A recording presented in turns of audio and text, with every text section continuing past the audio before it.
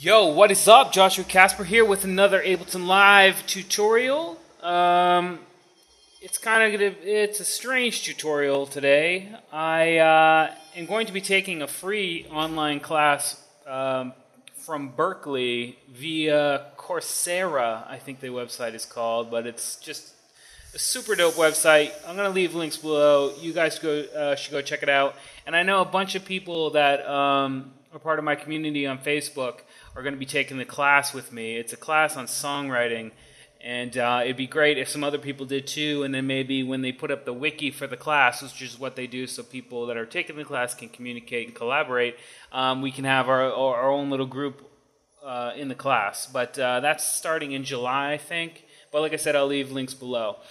Something I've been doing to kind of prepare myself for the class is analyzing really great songs, like classics and stuff. And I figured I would share this one with you, some techniques to get Beethoven's Moonlight Sonata to sound decent. I'm not Beethoven, and I'm definitely not by any means a professional Midi programmer, I guess it would be called, because I did it all using the little mouse with just this MIDI clip here. But this is we're going to make this today, and we're going to use the grand piano that comes with, I believe, any version of Ableton. I might be wrong on that, though.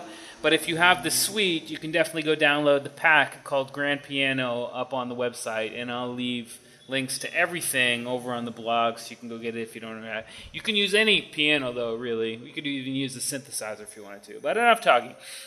This is what we're going to make.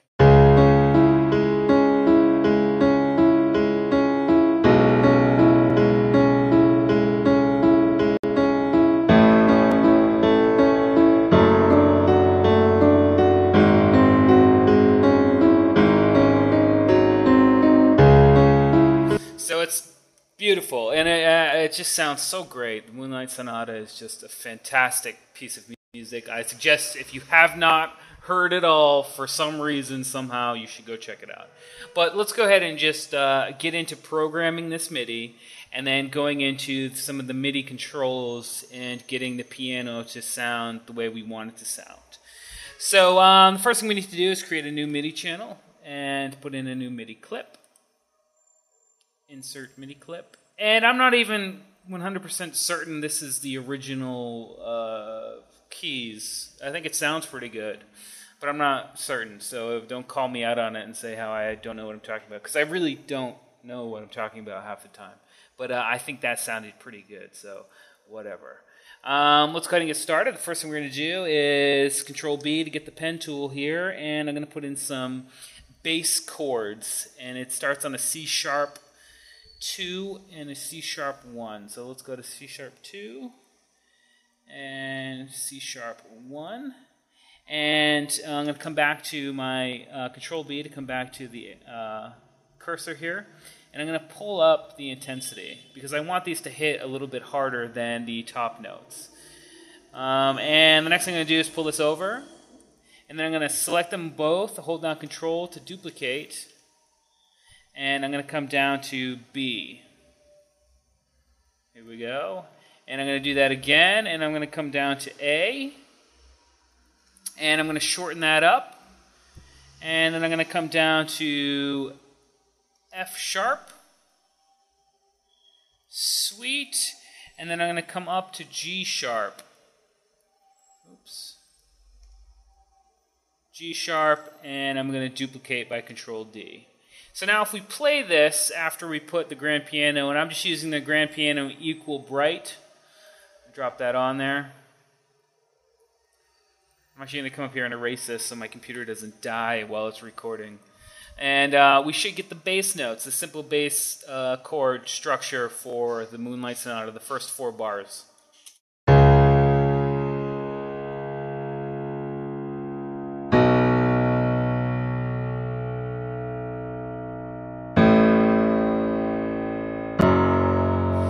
And that's what we wanted. But there's something fishy going on right here, and that's the sustain pedal that you have on a piano.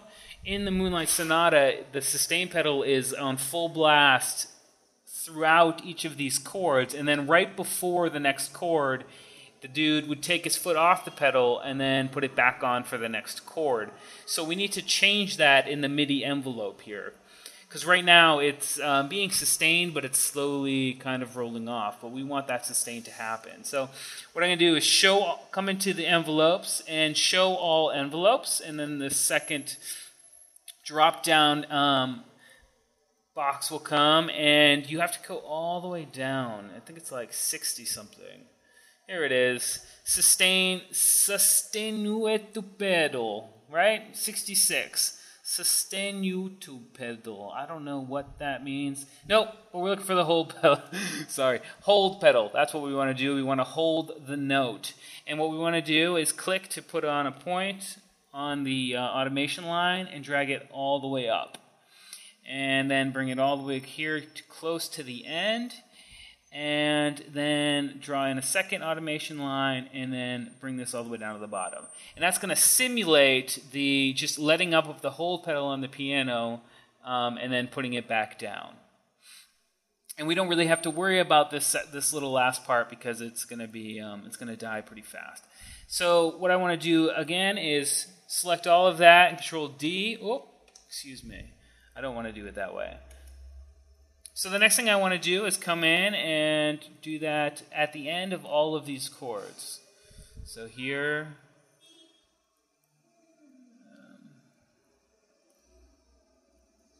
and we want to get it kind of close to the end, but not all the way at the end, because we definitely want to be holding it again once the next chord starts. And we want to come here and do it again.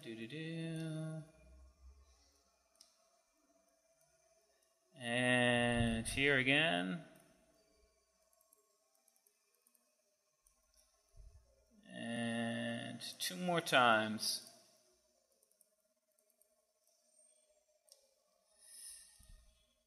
And the last one, I'm actually just going to drop it off here. I'm just going to bring it off. Because I want it, when it comes in for that second round, I want there to be more of an accent for it. So let's listen now and see what this sounds like.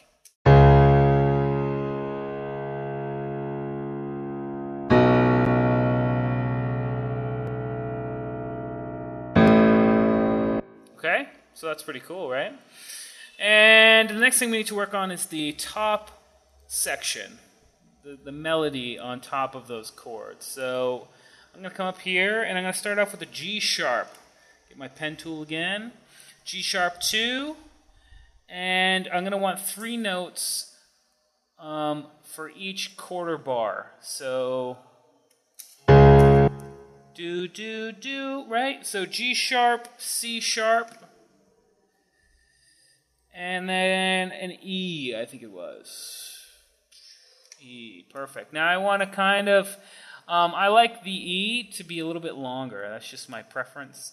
And, I don't know what Beethoven would think about that. He'd probably think I'm destroying his beautiful piece of music. But we have to mess around with this and kind of feel it out to see if it sounds right. See, and I feel like this is maybe coming in a little too quickly. Cool. So let's see what that sounds like duplicated. And we're going to duplicate that for the first 2 bars. So Control D.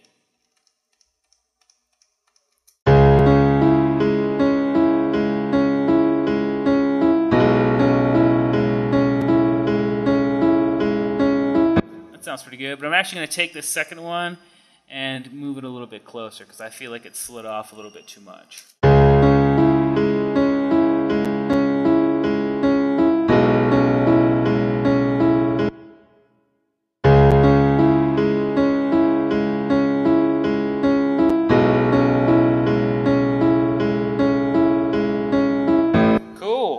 I think that sounds pretty good, and what we can do again is duplicate it one more time. Oops. Get it all here, duplicate, and again, pull it over a little bit.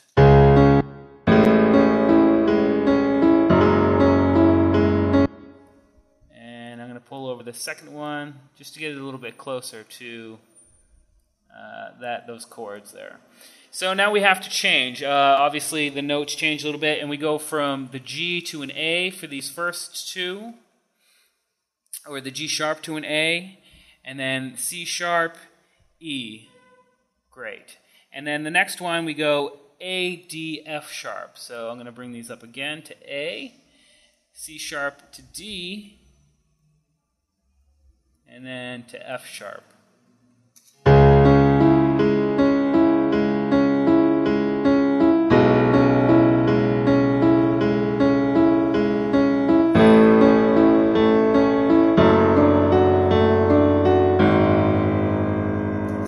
Cool, that sounds pretty good to me. What I did there is just move that A over a little bit more because I like the chords to be much better. Perfect. And then for this last bar, it's a little bit more complicated. Not complicated, but again, what I'm going to do is just duplicate this, move it over, and we're going G sharp, C, F sharp for here.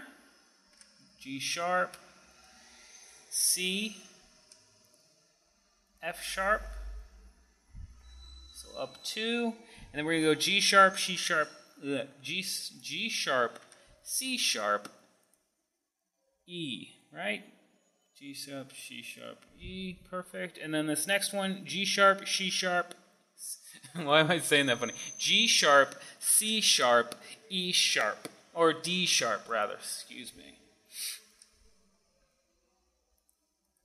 On F sharp, so we need to bring it down. D sharp, and we bring it all the way down to here.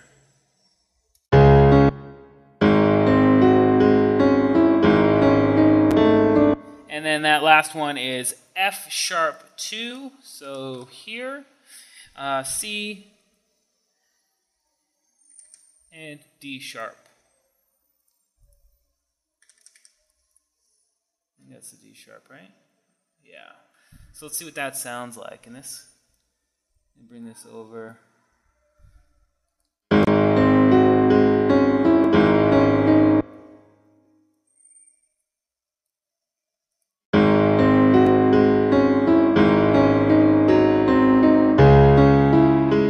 And that's it. That is the first 4 bars of the Moonlight Sonata programmed in Midi. And we're well on our way.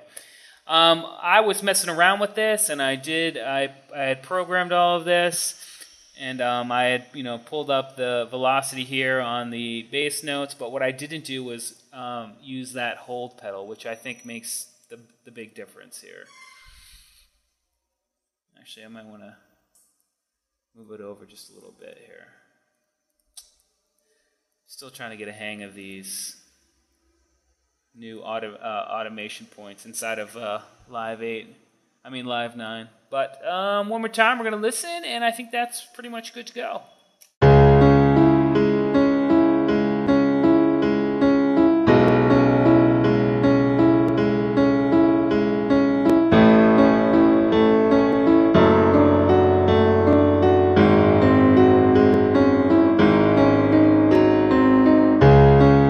Sounds pretty good to me. Sorry about that clip, and as usual, the computer will die soon. But anyway, I hope you learned something. I don't really know if that was really useful to you or whatever, but I had fun doing it.